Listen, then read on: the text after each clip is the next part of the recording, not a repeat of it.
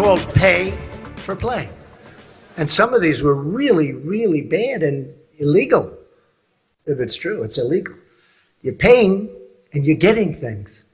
Donald Trump calling attention to several leaked emails suggesting pay-for-play arrangements between Hillary Clinton, the State Department, and some wealthy donors. For example, you can look at this. An email provided by WikiLeaks shows that George Soros reached out to Secretary Clinton over a foreign policy dispute in Albania. In addition, the message contained a list of potential nominees to appoint as a mediator. 3 days after Secretary Clinton got this email from George Soros, one of his suggested nominees was sent in supposedly to mediate the civil unrest. Let's discuss it now with Newsmax TV political analyst and presidential strategist Dick Morris. He's the New York Times best-selling author of Armageddon, How Trump Can Beat Hillary. Dick, as we welcome you in via Skype, we offer our congratulations. Your book is a New York Times bestseller for its third week, and it continues to make great strides on both Amazon and the Wall Street Journal lists. So congratulations on the book. Yeah. Hey, earlier today, Hillary Clinton took a page out of Donald Trump's book going after trade, China, and the TPP. Let's listen to Hillary, then get your reaction.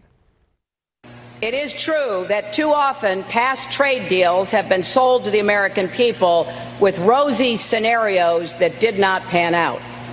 It is also true that China and other countries have gamed the system for too long.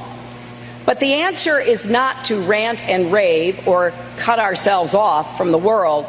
That would end up killing even more jobs. The answer is to finally make trade work for us, not against us. So, Dick, now correct me. She was for TPP, and now she's against it.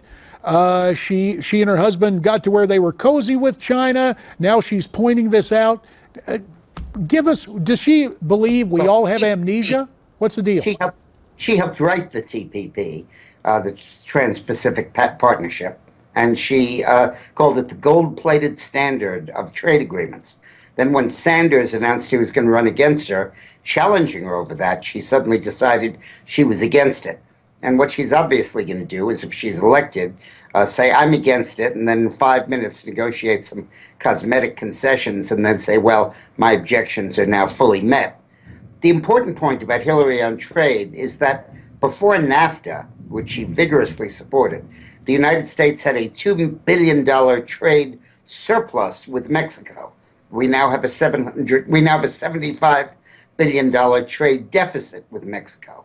Before China was admitted to the World Trade Organization under Bill Clinton, which Hillary supported, we had a $50 billion trade deficit with China. We now have a $450 billion trade deficit with China. So these deals that were oversold to the American people, it's curious that she doesn't say who oversold them. It was her. Well, you know, last night I had a chance to sit down with Donald Trump prior to his rally in Fort Lauderdale, and I've got to tell you, it was a very different Trump last night in terms of taking things in stride, being somewhat, dare we say, muted in his comments. Just listen to his tone here. See if you think he's maturing as a candidate. This is from the interview last night. I've seen how smart the American people are, because here I am sitting with you and I get the most unfair treatment, the worst treatment from the press, and they write about it. Actually, the press writes about how unfairly I'm treated and how harshly. A few people have said they've never seen anything like it. I mean, they'll take a very good story and make it a bad story, and the public gets it. Now, that was in response. I asked him what he had learned on the campaign trail and to reflexively talk about how smart the American people are. I don't mean to jinx him, but that was a pretty good political answer. Yeah, I think it was great. I think that Trump has completely turned this around this week. The Bloomberg poll had him 11 down, and now it has him 4 down.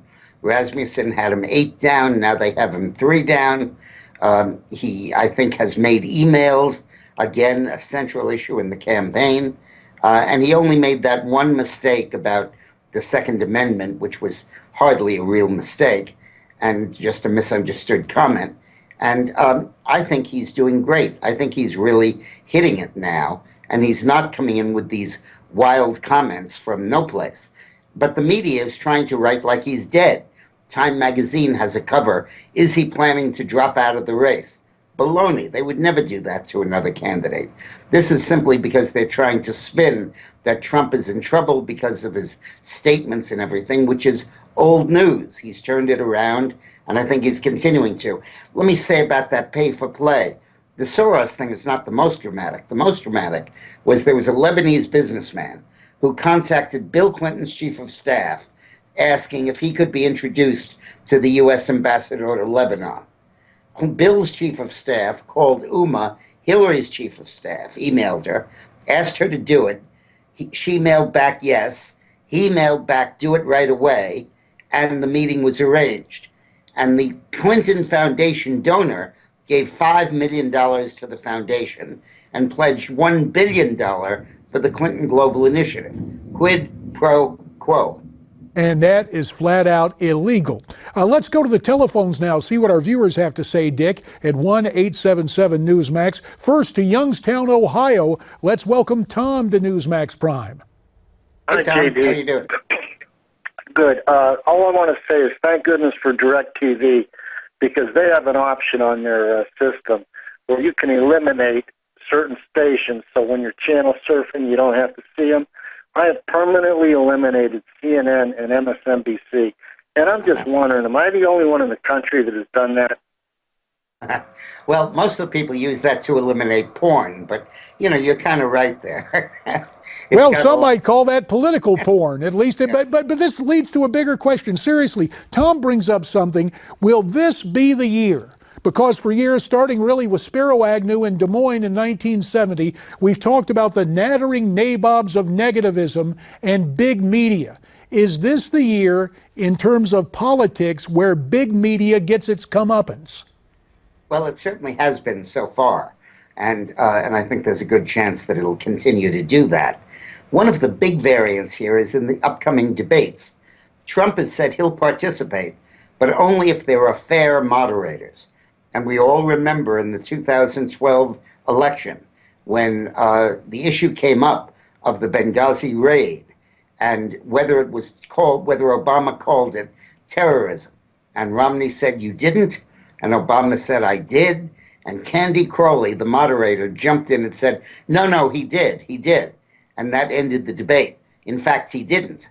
And she was excoriated for abandoning now, her just imagine if we climbed in the time tunnel and Donald Trump had been there to address that to Candy Crowley. Might have been very different. Look, we got about 1:30 remaining. Let's get one more call in, Dick, to Nolensville, Tennessee, for Johnny. Hi, Johnny. Hey, Johnny. Hey, Jay. Hey, good to be talking to you once again, buddy. How you doing, Dick? I have both of your books, by the way. Oh, good. Thank you. Yes, sir. Listen, I'm a retired U.S. Army veteran. I have one. Thanks for your service. Thank you, sir, for your support. We appreciate it.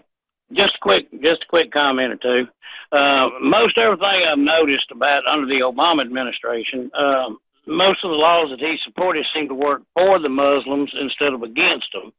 Number two, the media, like you said, it's an extremely biased, extremely unfair way of reporting. It's a very dangerous way of reporting because it deliberately misleads the American public to, basically work for a certain political ideology. And Johnny, we don't mean to cut you off, but we've got less than a minute. Let's get Dick's reaction in 30 seconds. Dick? Yeah, you're absolutely right. Before Obama became president and Hillary became Secretary of State, the Muslim Brotherhood was treated as a terrorist organization on a par with Hamas or with Hezbollah. And it's an organization designed to facilitate Islamist extremist takeovers of governments around the world. Hillary undid that. She invited Muslim Brotherhood's representatives to come to the United States, even though Bush had excluded them because they were terrorists.